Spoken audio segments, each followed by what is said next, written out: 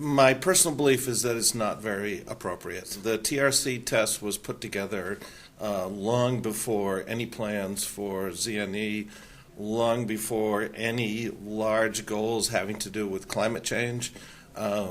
So at the time that the TRC was put together, efficiency programs had really very limited goals.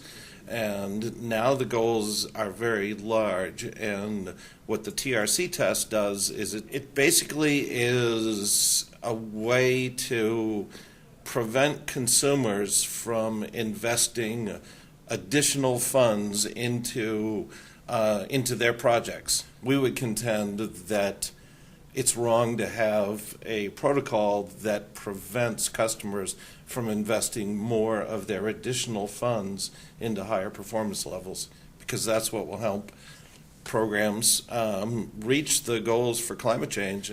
Well, there's two ways to look at measure life. Actually, there's probably more than two ways, but there's two ways that I'll mention. One way is basically the technical life of what will be installed. So if somebody's going to install a heat pump, how long is that heat pump expected to last before it's replaced by something else? Another way to look at measured life is the persistence of the savings rather than the measure life of the actual piece of equipment. So one of the things that's really important to programs like the ZNE program is that they are whole building programs, and we want our buildings to last a long time.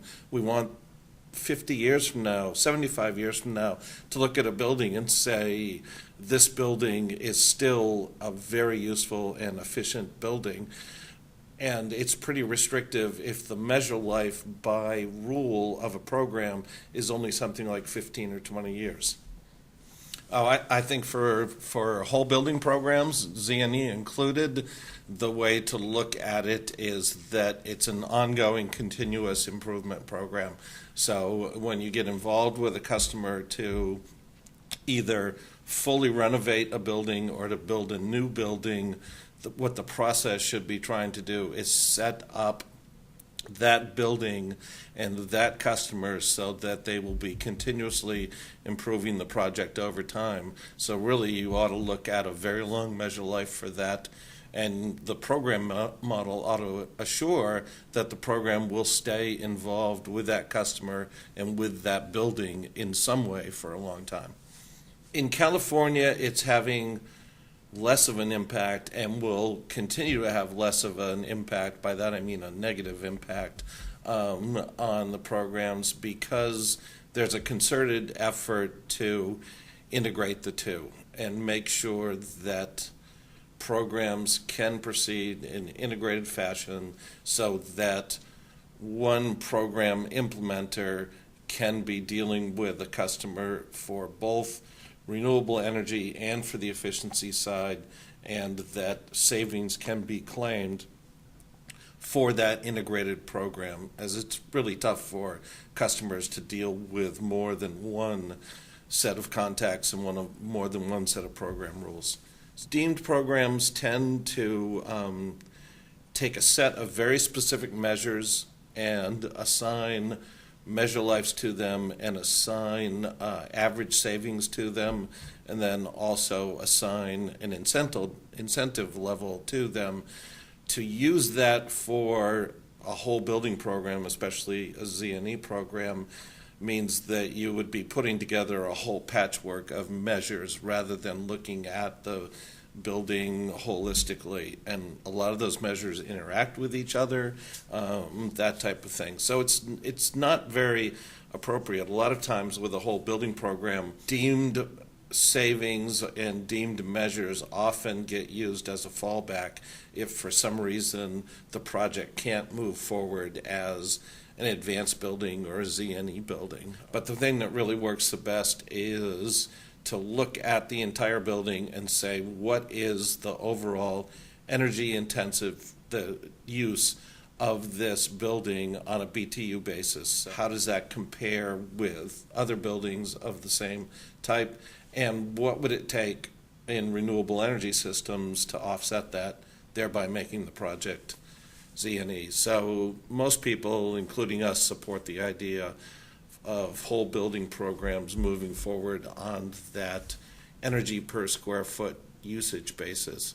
I was at a workshop just 2 days ago, and somebody made the point that half the savings for any particular measure comes from the measure itself, and the other half comes from how the occupants use that measure. Although I think the 50% varies quite a bit depending on what the measure is, I think it's a really good point in that right now, zero net energy buildings are being built for people who strongly believe in that movement and are very enthusiastic about working or living in a low energy use building.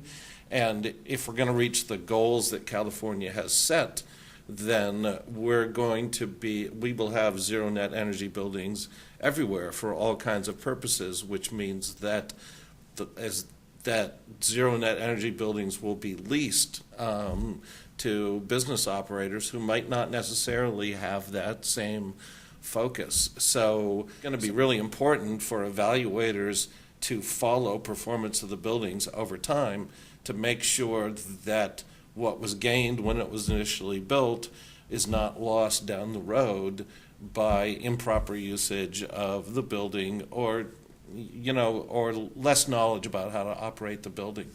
ERS is working with a lot of program administrators trying to work out the policy issues that will allow programs that have specific regulatory rules, allow them to move forward in the ZNE environment. Right now, a lot of the regulatory rules are pretty restrictive for programs like ZNE. That means that you might need a set of rules that are separate and somewhat different for ZNE, or you might need to establish a pilot program which will allow the program administrator to do, let's say, 2 or 3 years worth of ZNE construction, evaluate it and see how it goes, and then set up a permanent program. So those are the type of things that we're working on with various programs.